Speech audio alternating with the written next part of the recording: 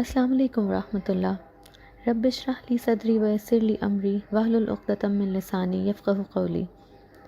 سراج اہل جنت سیدنا عمر فاروق رضی اللہ عنہ کی نور چشم، جلیل القدر صحابی سیدنا عثمان بن مظعون رضی اللہ عنہ کی بھانجی اور جنت البقیع میں دفن ہونے والی یہ سب سے پہلی صحابی کوئی اور نہیں بلکہ سیدہ حفصہ بنت عمر بن خطاب رضی اللہ عنہ ہیں۔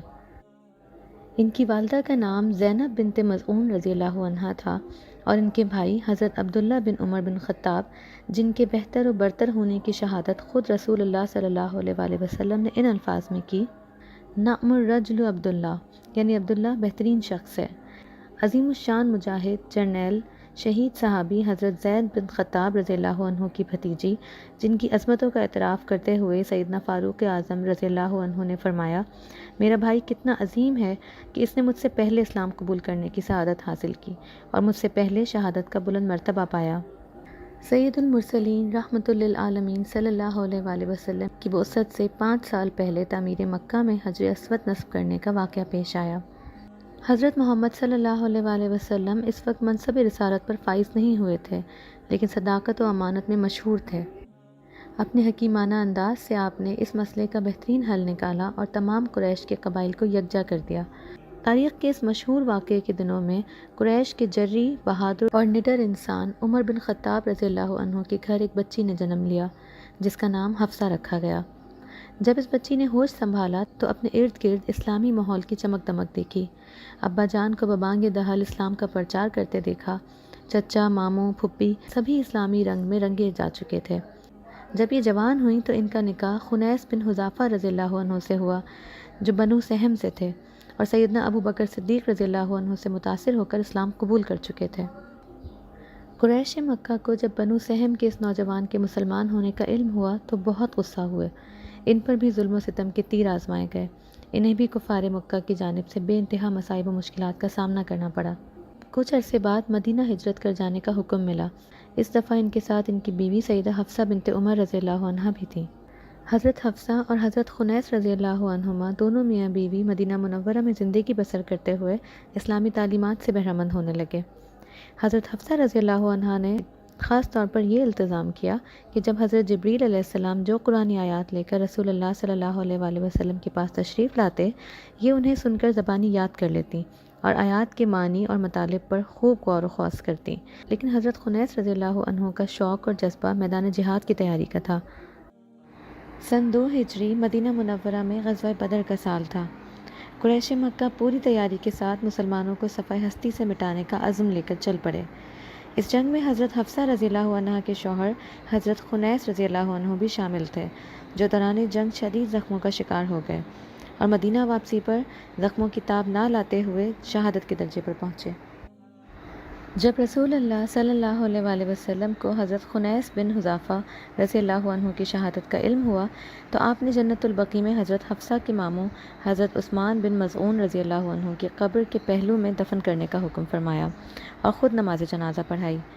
حضرت حفصہ رضی اللہ عنہ کے لیے یہ بہت بڑا صدمہ تھا، لیکن اللہ کی رضا کو پیش نظر رکھتے ہوئے کمال صبر و تحمل کا مظاہرہ کیا اور اسے قضاء و قدر کا معاملہ گردانتے ہوئے ہمتاً اللہ کی عبادت میں مصروف ہو گئیں۔ کثرت تلاوت اور کثرت صیام کو اپنا معمول بنا لیا۔ جب یہ بیوہ ہوئیں اس وقت ان کی عمر 18 برس تھی۔ حضرت حفصہ رضی اللہ عنہا نے نماز، روزہ اور تلاوت قرآن کریم کو اپنا روز شب کا معمول بنا لیا۔ سیدنا فاروق اعظم اپنی اس لاڈلی بیٹی کے بارے میں بہت فکر مند رہتے تھے۔ بیٹی کے چہرے پر نیکی، تقویٰ اور معصومیت کے روشن آثار کے ساتھ ساتھ بیوقی کی تلخ پرچھائیاں ان کے لیے دلی بے چینی کا سبب بن رہی تھیں۔ بڑی سوچ و بچار کے بعد انہوں نے دل میں ایک ایسا فیصلہ کیا جو انسانی معاشرے کے لیے اہل خیر اور قدر و منزلت میں اضافے کا باعث بنا۔ اپنے گرد و نواح کا جائزہ لیتے ہوئے ان کے ذہن میں یہ خیال آیا کہ میرے ہمسفر ساتھی عثمان بن عفان رضی اللہ عنہ کی بیوی اور رسول صلی اللہ علیہ وآلہ وسلم کی بیٹی حضرت رقیہ قضائے الہی سے وفات پا گئی ہیں اور وہ آج کل اسی قسم کے صدمے سے دوچار ہیں جس صدمے میں میری بیٹی مبتلا ہے، تو کیوں نہ اس سلسلے میں ان سے براہ راست بات کی جائے۔ جب انہوں نے اپنے اس ارادے کا ذکر حضرت عثمان بن عفان رضی اللہ عنہ سے کیا تو انہوں نے سوچنے کے لیے کچھ وقت کی مہلت مانگی اور پھر چند دن کے بعد جب دوبارہ اس موضوع پر بات ہوئی تو انہوں نے فرمایا کہ میرا بھی شادی کا کوئی ارادہ نہیں، यहाँ से मायूस होकर हज़रत अबू बकर सिद्दीक़ रज़ी अल्लाह अन्हु के पास गए। इनसे कहा, अगर आप चाहें तो मैं अपनी बेटी हफ्सा को आपके अक़द में दे दूँ। हज़रत अबू बकर सिद्दीक़ रज़ी अल्लाह अन्हु ये बात सुनकर मुस्कुराए और ख़ामोश हो गए, लेकिन कोई जवाब नहीं दिया। जब सिद्दीक़ अकबर रज़ी अल्लाह अन्हु ने भी खामोशी का अंदाज़ इख्तियार किया तो सैयदना फ़ारूक़ आज़म रज़ी अल्लाह अन्हु बहुत परेशान हुए। इन्हें ये तवक्का ही नहीं थी कि इनकी पेशकश को यूं सर्द मोहरी की नज़र कर दिया जाएगा। इनका दिली ख्याल तो ये था कि मेरी पेशकश को बखुशी कबूल कर लिया जाएगा, लेकिन ये सूरत हाल देखकर बहुत परेशान हुए कि ये क्या हुआ। मैं तो ये समझता था कि मेरी दीनी खिदमत और मुखलिसाना रफ़ाकत और ख़ानदानी वजाहत को पेश नज़र रखते हुए मेरे साथ रिश्तेदारी अपने लिए एजाज़ समझेंगे, लेकिन उन्होंने तो कोई परवाह ही नहीं की। ये शिकायत लेकर रसूल अक़दस सल्लल्लाहु अलैहि वसल्लम की खिदमत में हाजिर हुए, सारी सूरत हाल से आपको आगाह किया। आपने पूरी दास्तान सुनने के बाद मुस्कुराते हुए इरशाद फरमाया, उमर घबराओ नहीं, गम ना करो, परेशान ना हो। हफ्सा से शादी वो करेगा जो उस्मान से बेहतर है, और उस्मान की शादी इससे होगी जो हफ्सा से बेहतर है। नबी सल्लल्लाहु अलैहि वसल्लम की ज़बान मुबारक से ये बात सुनकर फ़ारूक़ आज़म रज़ी अल्लाह अन्हु खुश भी हुए और हैरान भी। खुशी और हैरानी के मिले जुले जज्बात से सोचने लगे कि ये कैसे होगा। चंद रोज़ बाद रसूल अक़दस सल्लल्लाहु अलैहि वसल्लम ने अपनी बेटी उम्मे कुलसूम का निकाह हज़रत उस्मान बिन अफ़्फ़ान रज़ी अल्लाह अन्हु से कर दिया। ये ख़बर सुनकर हज़रत उमर बिन ख़त्ताब रज़ी अल्लाह अन्हु के जहन में ये ख़्याल आया कि रसूल अक़दस सल्लल्लाहु अलैहि वसल्लम की एक बात तो पूरी हो गई कि उस्मान का निकाह मेरी बेटी हफ्सा से बेहतर खातून से हो गया, लेकिन अब दूसरी बात के पूरे होने का इंतज़ार था। इसकी सूरत क्या होगी? वो कौन होगा जो उस्मान से बेहतर होगा और इससे मेरी बेटी की शादी होगी? कुछ अरसे बाद सैयदुल मुरसलीन सल्लल्लाहु अलैहि वसल्लम ने ख़ुद हज़रत हफ्सा रज़ी अल्लाह अन्हा से शादी की ख्वाहिश का इज़हार कर दिया। ये ख़बर सुनकर हज़रत उमर बिन ख़त्ताब रज़ी अल्लाह अन्हु खुशी से झूम उठे। ये तो उनके वहमो गुमान में भी न था कि इनकी बेटी को ये एजाज़ नसीब हो जाएगा कि वो उम्मुल मोमिनीन के बुलंद तरीन दर्जे पर फाइज हो जाएंगी। रसूल सल्लल्लाहु अलैहि वसल्लम हज़रत हफ्सा रज़ी अल्लाह अन्हा के साथ 3 हिजरी में ग़ज़वा उहद से पहले रिश्ता इज़्दवाज में मुंसलिक हो गए। इस वक्त हज़रत हफ्सा रज़ी अल्लाह अन्हा की उम्र तकरीबन 20 साल थी। इससे पहले हज़रत सौदा बिनते ज़मा और हज़रत आयशा बिनते अबी बकर रज़ी अल्लाह अन्हुमा आप सल्लल्लाहु अलैहि वसल्लम के निकाह में थीं।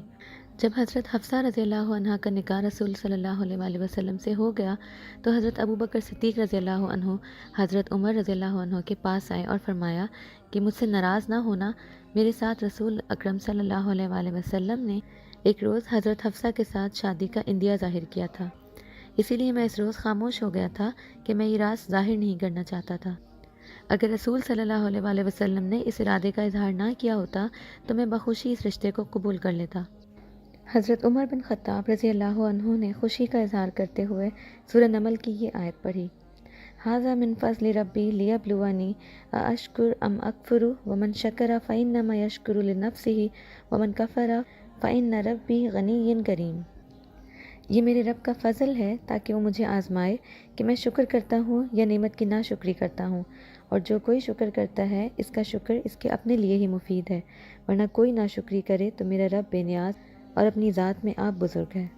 हज़रत हफ्सा रज़ी अल्लाह अन्हा उम्मुल मोमिनीन के बुलंद मर्तबे पर फाइज होने के बाद इल्म दीन हासिल करने की तरफ राग़िब हो गईं।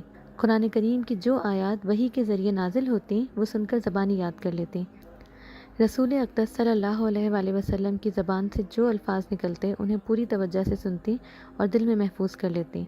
शरई अहकामात मालूम करने के लिए अक्सर व बेशतर रसूल अल्लाह सल्लल्लाहु अलैहि वसल्लम से सवाल करती। हज़रत हफ्सा रज़ी अल्लाह अन्हा गुफ्तगू में बहुत तेज़ थीं। हज़रत जाबिर बिन अब्दुल्ला अंसारी रज़ी अल्लाह अन्हुमा बयान करते हैं कि मुझे उम्मे मुबश्शिर रज़ी अल्लाह अन्हा ने बताया कि एक रोज़ मैं हफ्सा रज़ी अल्लाह अन्हा के पास बैठी थी। रसूल सल्लल्लाहु अलैहि वसल्लम भी तशरीफ़ फरमा थे। आपने इरशाद फरमाया कि जिन लोगों ने दरख्त के नीचे बैत रिज़वान में हिस्सा लिया है वो सब जन्नती हैं, इनमें से कोई भी जहन्नुम में नहीं जाएगा। हज़रत हफ्सा ने कहा, या रसूल अल्लाह, ये कैसे हो सकता है? अल्लाह ताला ने तो फरमाया है, व इन्ना मिनकुम लिअव्वारिदुहा, तुम में से हर एक वारिद जहन्नुम होगा। हुज़ूर सल्लल्लाहु अलैहि वसल्लम ने फरमाया, हाँ मगर ये भी तो है, सुम्मा नुनज्जिल लज़ीना तक़ऊ व नज़रु ज़ालिमीना फ़ीहा जिसिया, फिर हम परहेज़गारों को निजात देंगे और ज़ालिमों को इसमें जानों के बल गिरा हुआ छोड़ देंगे। मिजाज की फितरी तेज़ी के बावजूद हज़रत हफ्सा रज़ी अल्लाह अन्हा नहायत खुदा तरस थीं और अपना बेशतर वक्त इबादत इलाही में गुजारती थीं। حافظ ابن عبد البر رحمۃ اللہ علیہ نے الاستیاب میں یہ حدیث ان کی شان میں بیان کی ہے کہ ایک مرتبہ جبریل امین علیہ السلام نے حضرت حفصہ رضی اللہ عنہ کے بارے میں یہ الفاظ حضور صلی اللہ علیہ وآلہ وسلم سے کہے کہ وہ بہت عبادت کرنے والی، بہت روزے رکھنے والی ہیں، اے محمد صلی اللہ علیہ وآلہ وسلم، وہ جنت میں بھی آپ کی زوجہ ہیں۔ رسول کریم صلی اللہ علیہ وآلہ وسلم نے حضرت حفصہ رضی اللہ عنہ کی تعلیم کا خاص اہتمام فرمایا۔ مسند احمد میں ہے کہ حضور صلی اللہ علیہ وآلہ وسلم کے ارشاد کے مطابق حضرت شفا رضی اللہ عنہا بنت عبداللہ نے ان کو لکھنا سکھایا۔ امام احمد رحمۃ اللہ علیہ نے بھی یہ لکھا ہے کہ حضرت شفا رضی اللہ عنہا نے ان کو چونٹی کاٹنے کا منتر بھی سکھایا۔ بعض نے لکھا ہے کہ رسول اللہ صلی اللہ علیہ وآلہ وسلم نے قرآن کریم کے تمام ریٹن ڈاکیومنٹس کو کمپائل کر کے حضرت حفصہ رضی اللہ عنہ کے پاس رکھوا دیا۔ یہ ڈاکیومنٹس حضور صلی اللہ علیہ وآلہ وسلم کی وفات کے بعد تا زندگی آپ کے پاس رہے۔ یہ ایک عظیم الشان شرف تھا جو حضرت حفصہ رضی اللہ عنہ کو حاصل ہوا۔ حضرت حفصہ رضی اللہ عنہ دجال کے شر سے بہت ڈرتی تھیں۔ صحیح مسلم میں روایت ہے کہ مدینہ میں ایک شخص ابن سیاد تھا، اس میں دجال کی بعض علامات پائی جاتی تھیں۔ ایک دن حضرت عبداللہ بن عمر رضی اللہ عنہ کو راستے میں مل گیا، انہوں نے اس کی بعض حرکتوں پر اظہار نفرت کیا۔ ابن سیاد عبداللہ بن عمر رضی اللہ عنہ کا راستہ روک کر کھڑا ہو گیا، انہوں نے اسے پیٹنا شروع کر دیا۔ حضرت حفصہ رضی اللہ عنہ کو خبر ہوئی تو بھائی سے کہنے لگیں، تم اسے کیوں الجھتے ہو؟ تمہیں معلوم نہیں حضور صلی اللہ علیہ وآلہ وسلم نے فرمایا کہ دجال کے خروج کا محرک اس کا غصہ ہوگا۔ حضرت حفصہ رضی اللہ عنہ نے سن 45 ہجری میں مدینہ منورہ میں وفات پائی۔ مدینہ کے گورنر مروان نے نماز جنازہ پڑھائی اور کچھ دور تک جنازے کو کندھا دیا۔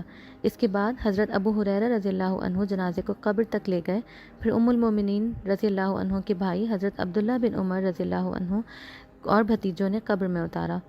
وفات سے پہلے حضرت عبداللہ رضی اللہ عنہ کو وصیت کی کہ ان کی جائیداد کو صدقہ کر کے وقف کر دیں۔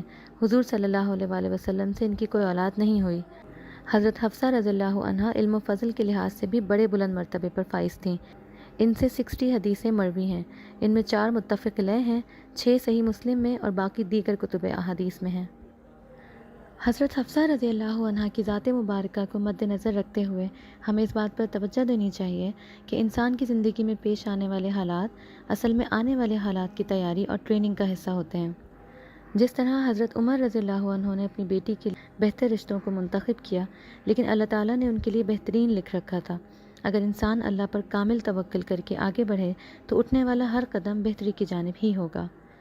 اللہ تعالیٰ ہم سب کو اپنے احکام اور رسول صلی اللہ علیہ وآلہ وسلم اور صحابیات کی سنت مبارکہ پر عمل کرنے کی توفیق عطا فرمائے۔